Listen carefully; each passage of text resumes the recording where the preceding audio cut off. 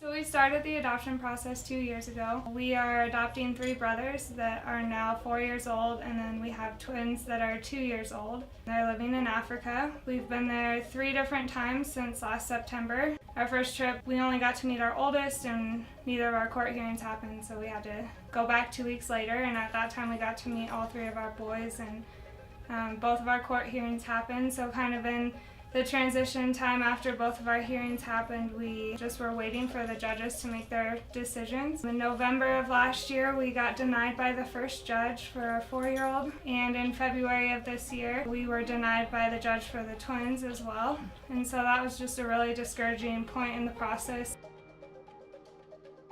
We recently found out that we have to appear in court again, which will require another trip within the next few months. And so that led us to making a choice of appearing in court and leaving them and coming home again, or staying and living there in Africa with them until they can come home. So we have decided to move to Africa. We're really excited to be with our boys and to finally start our family, as the waiting has been so hard, and they're still waiting, but being able to wait together as a family and taking on our parental responsibilities and just being able to care for them is what we feel like is the most important and what we feel led to do.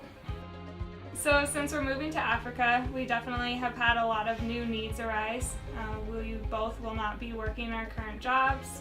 We're still trying to figure out dynamics with that, of ways to still make income, but basically financial support for our monthly expenses in Africa, as well as monthly expenses here that we aren't able to get covered.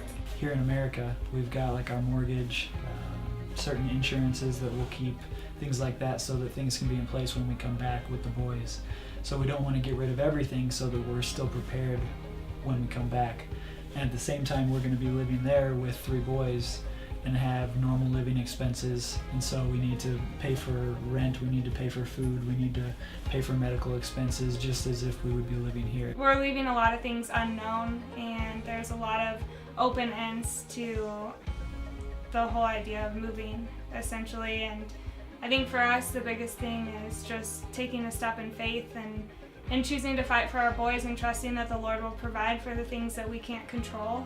I think for us, a verse that has stuck out is Psalm 37, 4 and 5, that says, "Delight yourself in the Lord, and He'll give you the desires of your heart. Commit your ways to the Lord, trust in Him, and He will act." And so just wanting to trust His calling and leading in our hearts, and believing that He will act on our behalf, and that we'll bring our boys home, and that our adoption will be completed. I was at a baby shower, and I was just thinking of how women who are pregnant prepare for their children, of changing things in their life and preparing in their workplace to quit their job or to take time off, or preparing the nursery, even having the baby shower, getting gifts. They're preparing and expecting to have this child, and there's no guarantee. And so I think for us too, there is no guarantee that they'll come home, but we're believing that we will, and we're walking and acting in that belief. God has moved in so many ways and done so many things after acts of faith that we've taken throughout this whole process, that how short is our memory? How can we not take an act of faith and believe that God will provide for us?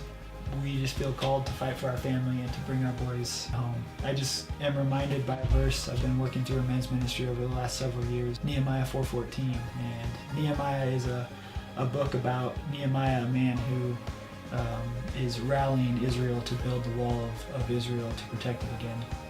And the verse specifically says, "He stood up and said to the nobles, the officials, the rest of the people, 'Don't be afraid of them, but remember your God who's great and awesome, and fight for your brothers, your sons and your daughters, your wives and your homes.'" And that verse just really fits into how we feel like we've been called. So what we're really asking for is for you to support us in just helping us to fulfill this dream and this calling of ours.